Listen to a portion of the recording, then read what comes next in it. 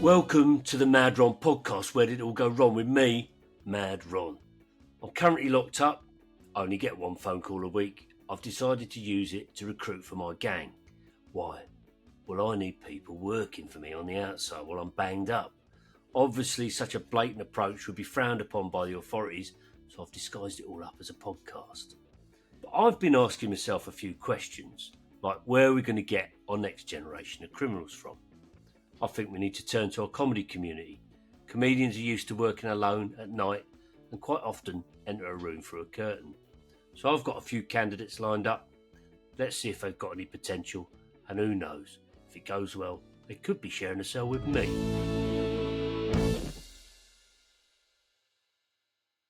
So today's guest is comedian Sophie Garrard, who claims to be posh, stuck up and delusional, despite having a dad that was a proper cockney. It's a bit like when those people get a blow on the head and wake up speaking Spanish. So You Think You're Funny finalist in 2023, who Steve Bennett from Chortle said she's definitely got a cracking Edinburgh in her. Let's see if the posh blonde exterior has darker, more criminally inclined roots. Welcome, Sophie. Hello, thank you for having me.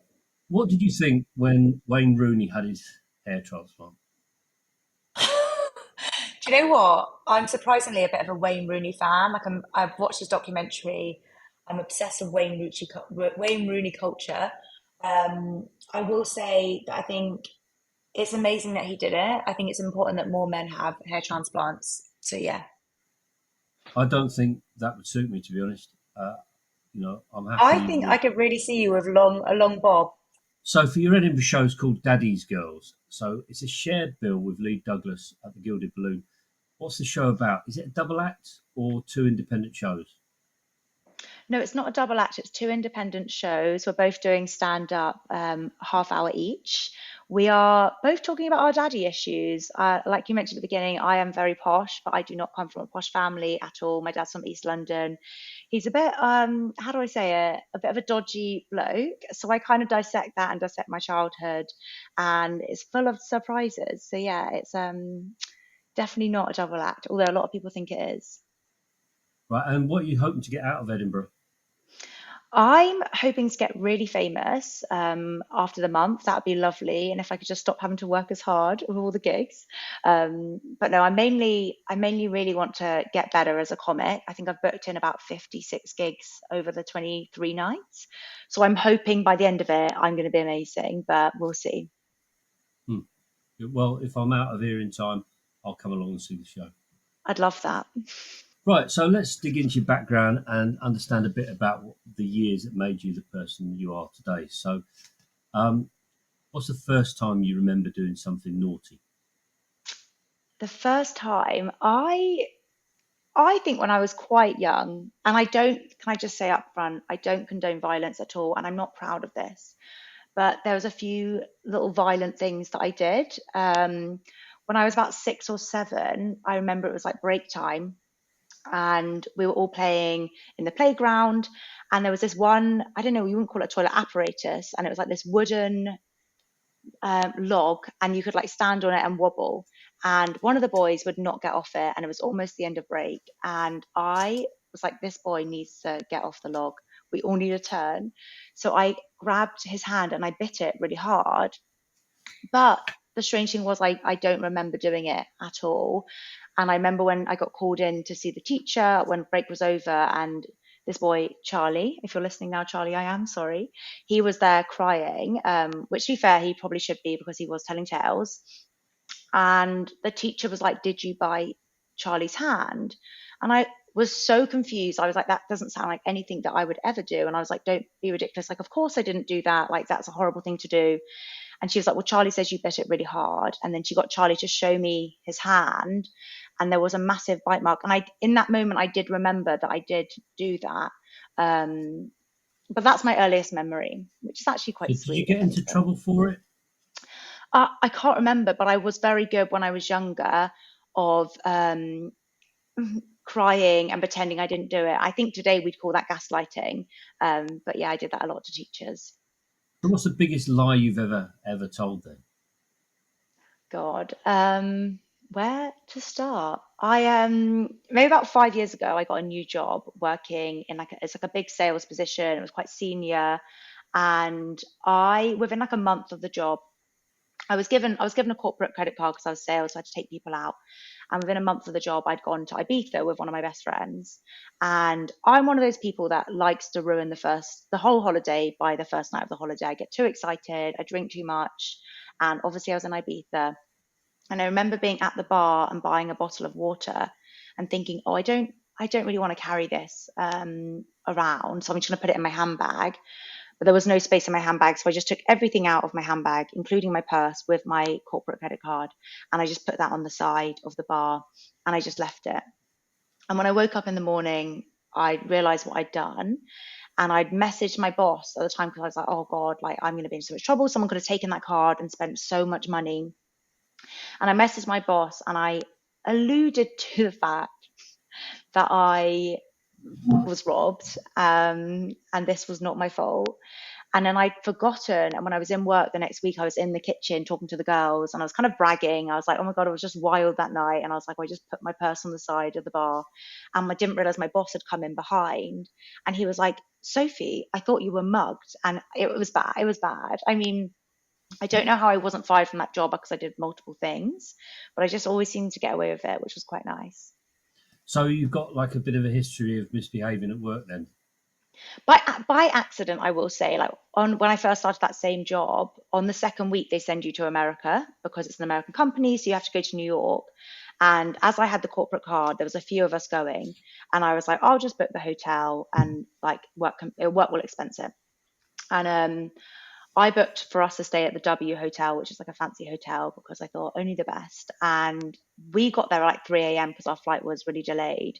And when we got to the hotel, they were like, oh, we don't have any recollection of you being here, like haven't booked it. And it turns out that I'd booked a W hotel in a different country, which again is something I do quite a lot.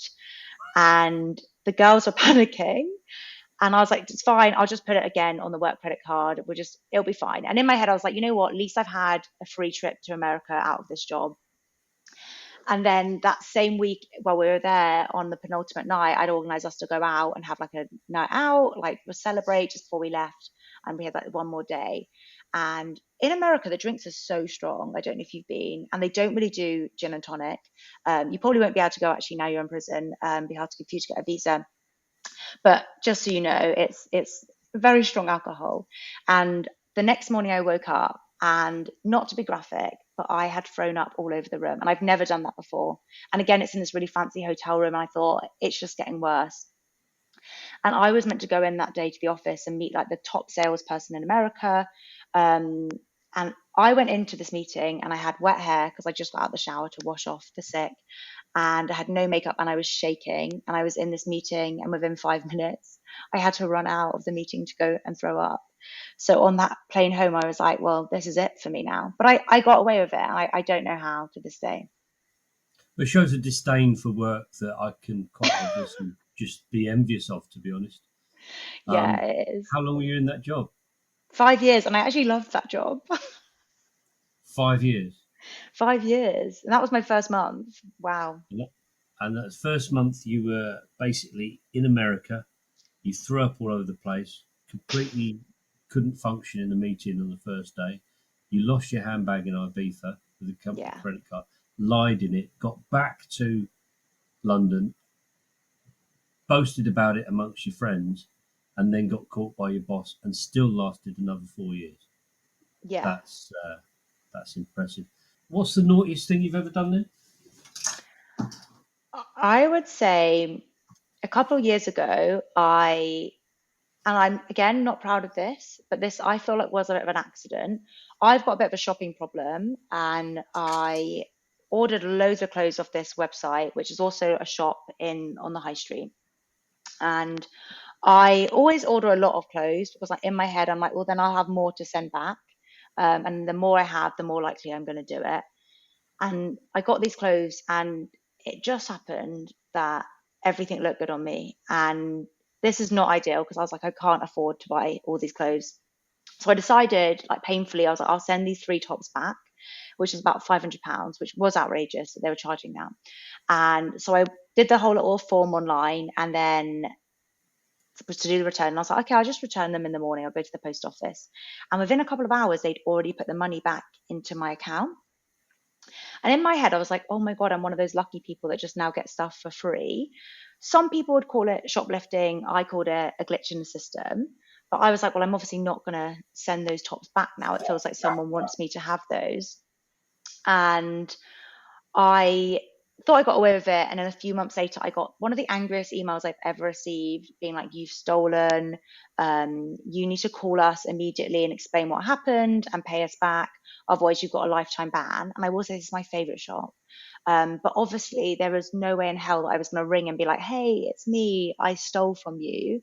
So now I'm banned from 3 of their shops. And even if I try and use my mum's account or my boyfriend's account, because it's connected to me in some way with like address or surname, it just gets immediately blocked. Hmm. So it's 500 quid's worth of tops then, was it? Yeah, which I feel like And got that, £500 for free. so that's 3 tops for £500. Yeah, they were expensive. They were That's expensive. about £160 a top. Mm. But I will say I wear them a lot. I wear them a lot, and I'm actually really glad I've still got them. I actually think, imagine if I'd sent those back because I've worn them so many times. So have you ever blamed somebody else for something naughty that you've done? No, one thing I will say is that in my family, from like a very young age, it was very clear that snitches get stitches. And I would never in a million years, I mean, I know Charlie dobbed me in for biting his hand, which to be honest, he's lucky that nothing else happened to him. But I would just never, like, if anything, and not to try and sound like I'm a really good person, I would always, if someone was getting in trouble, I would be like, you know what, I also did X, Y, Z, or I'd lie and say that I did it. Or like my brother used to get in trouble all the time, and I'd be like, well, I need to be punished too because it's not fair that just him has it. So yeah, I would never do that. Right. Well, we've got to have a short break now to hear from some of our sponsors. We'll be straight back in about 2 minutes. Security cameras are everywhere. Every shop has a security guard. Soon there'll be tags on butter, chocolate, and other things. Why not try an online shoplifting? You can shoplift from the comfort of your own bed with this 3-step process. Order and pay for your goods. Tell them you don't want them. Get a refund. Keep the goods and move house. Online shoplifting. It's the future of crime. So welcome back to Where It Will Go Wrong with me, Mad Ron. All of that stuff sounded like a load of old rubbish, personally. I wouldn't bother buying it. But if you're just joining us, I'm currently banged up in HMP nettle bed and using my 1 weekly phone call to recruit comedians to help me out on the outside, and packaging it up as a podcast to get away with it. If you've just joined us, I'm interviewing the very posh Sophie Garrard. So Sophie, if you were invited onto Pro Celebrity Robbery as the pro criminal, who would be your ideal celebrity accomplice? Okay, so I would absolutely choose Taylor Swift. I don't know if you know much about Taylor Swift, Ron, but I think you'd like her. First of all, I feel like I'd like to do it so we become good friends because I think what connects 2 people more than committing a crime together? And then, secondly, again, I don't know if you know much about her, but Taylor Swift is an absolute mastermind when it comes to revenge. And I just think if I was plotting with someone, who better to plot with? And I just know we would get away with it. Like that woman is so smart. Every single one of her albums, I don't know if you know this, but it's kind of a bit of a revenge album on some man, some woman, some celebrity. And I just think I'd like to do it with her. So, yeah, admire Taylor Swift. Absolutely, yeah. I think she's a fantastic person. She made £1 billion from touring. So, do you think her heart would be in actually doing a robbery if she's already got £1 billion? What's the motive for her doing a robbery? This is why I say it because that woman doesn't need to work another day in her life, but she is constantly turning out new albums because if someone like burns her, she's like, this is all getting put in an album and I'm doing a world tour. So I think it would have to obviously, it would have to be against someone that she doesn't like, and that's fine. I'm happy to do that. I'll go where she wants to go. But it's not about the money for Taylor. It's about So revenge always. she'd be like the heavy, just the protection, would she? 100%. She'll be Yeah. protecting me. So I've always fantasised about nicking Joey Essex's teeth whitener, and I reckon without it he'd look like Shane McGowan. So what would you steal, and from which celebrity? Can I just say, huge Joey Essex fan until he went on this year's Love Island. I don't know if you're watching that in prison, but he is, and I love. I used to fancy him so much when I was younger. So now watching it, and he's just behaving badly, but I do love his teeth. So I think that would actually ruin his whole career. I would say that I wouldn't be stealing something like not something obvious. For me, I'm obsessed with conspiracy theories. I love hearing about any of them. And I will say that you tell me a conspiracy theory, I'm probably believing it. I'm then spending hours on TikTok and I will be getting really deep into it. So for me, I would love to steal a lot of the documents in some of these celebrities or the FBI, or I don't know what the equivalent of the FBI is in this country, the police, Secret Service. God, I'm Like not coming across MI5, well. MI6. MI5. Yeah, I would love to steal documents. I would love to know what happened to Britney Spears. Is Kanye West a clone? Is Avril Lavigne actually dead? Can Stevie Wonder actually see? Like, is he actually blind? There's a So lot. There's these a are lot all of conspiracies. conspiracies, are they, that you've These are all heard? conspiracies. These are big, huge conspiracies. Yeah. Right. So okay, what's your theory on what happened to Britney Spears then? I change my theory all the time. Obviously, I don't know if you know, but Britney Spears was in a conservatorship, so her dad had a control of her life and her money, and then she technically came out of the conservatorship like 2 years ago, maybe 3 years ago now. But she's not really out. She's not been seen. I mean, there's been a couple of papped photos, but it's all very bizarre. So there's theories that she's not alive anymore, and they're using body doubles. There's theories that they have just got her like kind of kept captive. um, but I would just really like to know if she was safe and well. Hmm. What's your favourite conspiracy theory then? My favorite conspiracy, and I don't say it favorite like oh, and gleeful, but I would love to know about Princess Diana. And I know that's a controversial one, um, but I would like to know what actually happened to her. Well, you know the definition of a conspiracy theory, don't you? No. So basically, a conspiracy theory is something that is not true, but is in public knowledge, and everyone makes excuses and things about. So, but the very fact that you've called these conspiracy theories means that you admit that they're not correct. Oh, no, well, I'm not that smart, so I think they are correct. I think I not that necessarily I think the conspiracies are correct, but I think there's stuff going on that we don't know about. And especially in Hollywood, I feel like there's so much stuff. And I feel like I want to know the answers. I want to know what's actually going on. Yeah. So, uh, favorite celebrity, Hollywood celebrity conspiracy theory. My favorite, well, my favorite Hollywood conspiracy is that Avril Lavigne is dead. I don't know if you've heard this one.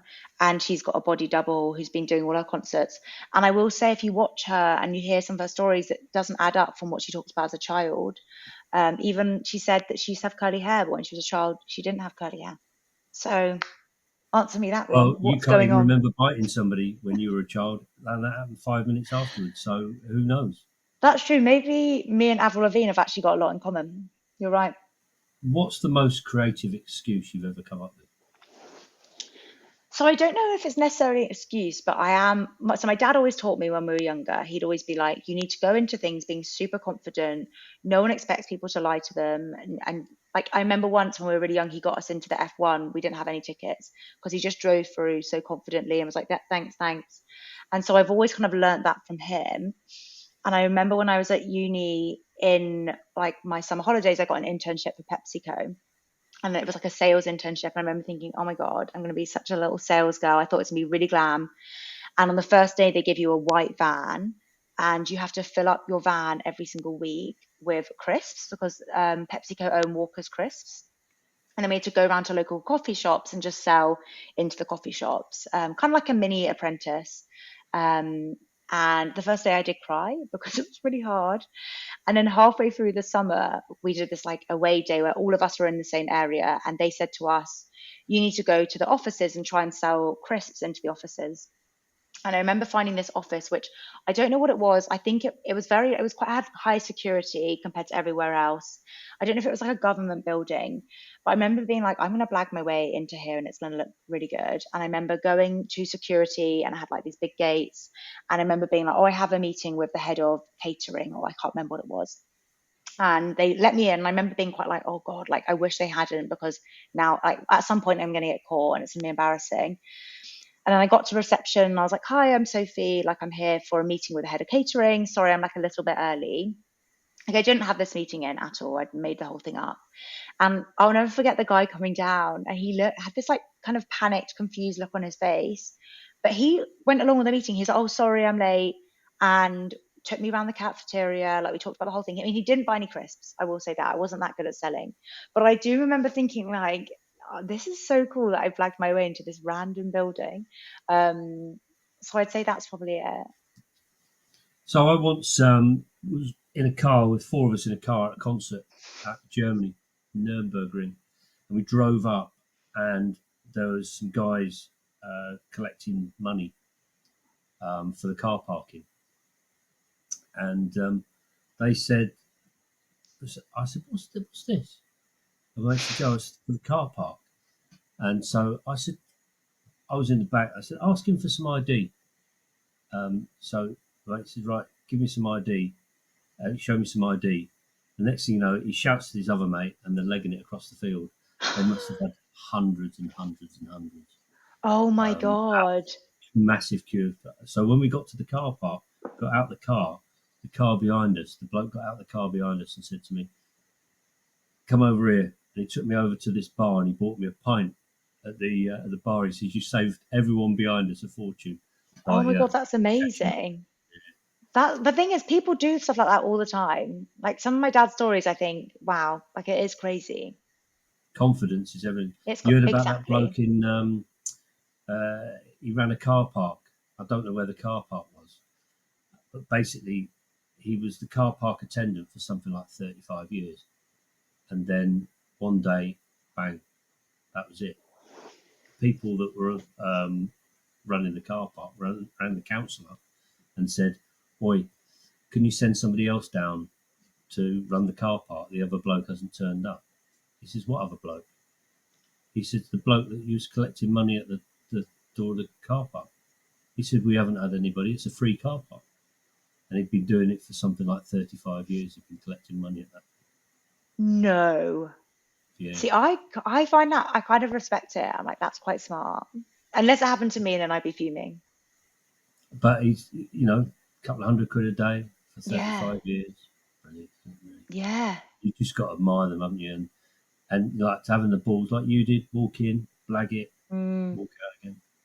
I Yeah. do admire a clever scam when no one gets hurt and when it's a bit like low stakes, but obviously there's a line. The other the other one I remember with confidence was there's a guy that walked. It was the FA Cup final was on. He couldn't get any tickets for the FA Cup final, so he got 6 boxes of lettuces, right, and walked up to the gate with the 6 boxes of lettuces on his shoulder. And says, "Can you tell me where to go for the catering place?" And the bloke went, "What?" He says, "They've run out of lettuces apparently." And he said, "Oh right, okay. We'll just go through there, up there, or whatever." So he went in, dumped the lettuces, and watched the cup final. That's incredible. Yeah. That's so good. See, that's smart. I love that. So we And need you've got to more. commit, isn't it? Mm, We need more initiative, don't we? And we that's you're do. showing it. Yeah. So Thank you. I appreciate that. yeah. Um, and it's a fantastic trait that I actually look for in people from my gang. So yeah. Thank you. I So appreciate that. when's your next crime? When's it going to take place? What are you going to be doing? I'm not sure because I don't know if you've heard, but I'll notice I don't tend to plan my crimes. I tend to do something by accident and then it turns into a crime. It turns into a crime. But I will say if my boyfriend doesn't propose to me soon, there will be a crime there. And not to make any threats about Edinburgh, but if I do get any bad reviews, I don't, it's not looking good for them. Well, I suppose your next crime will be just probably straight after your next drinking session, but we'll see what happens, eh? Probably. That's why I don't drink that much anymore. I'm too old to be Mm. behaving like that. Right, so I've been locked up for quite a bit now, and I don't get to know what's going on in the news, but I do get the odd story coming in and out, whatever. So I heard the other day that a man in India bit a snake back after it attacked him, killing it.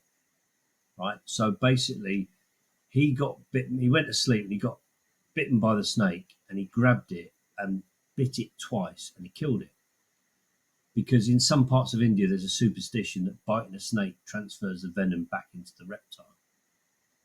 So, what do you think about that story, and how does that relate to Charlie all those years ago? And do you think Charlie was actually, maybe venomous, maybe bit you or something? I think, do you know what? It's so interesting you say that because I think Charlie was definitely a snake. The fact that, I did behave badly first, but he did immediately go and tell tales. And like I said, my family, snitches get stitches. So I really do believe in that. It also it reminds me of when a time when I went to, I think it was in Peru. God, it sounds so posh saying that, Emperor. And we went to the Amazon and we were staying kind of in this like hut. And the guy that was like showing us around was like, let's go on this like nature walk. And it was like, it was just us in like our flip flops. And there was this huge like track marks where he was like, oh, that's where an anaconda's just been. I don't know if you know about anacondas, but they're obviously huge. And I think they're really dangerous, right? Really dangerous. And we were like, oh, is it safe? And he was like, oh, yeah, it's completely fine. My like two brothers actually died from anacondas. And I think it was something like his uncle then was like a bit of a doctor there. And what he did was he put anaconda venom on all of their legs. So he was like, so now we're all protected. And in my head, I was like, oh my God, So we're just just to out just here. stop you there, Mm. like anacondas, aren't they the ones that crush? So I Yeah, but I don't. think maybe Do they then, but stick the yeah, venom? but he said he put venom all over their legs. But is their venom not? I don't know. But if they Hmm. are the crush, they're the huge, huge ones. And they Yeah. killed, but I don't know. Should I Google it? Venom. Oh, it's not poisonous. So I don't know how. He said he put venom on them. Maybe it was a different snake's venom. But I remember being like, this does He's not winding you feel up, isn't safe. he? Maybe he was. But the whole time I was like, well, I feel sick now. I don't want to be out here.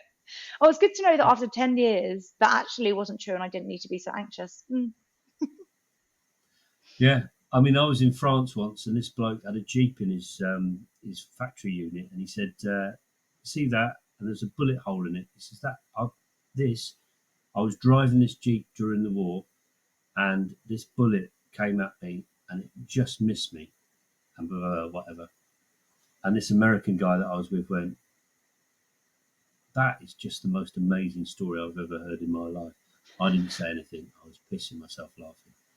And so he kept going on about this all the way back, all when we were driving around in France. And he went, so I said, "How old do you think this bloke is?"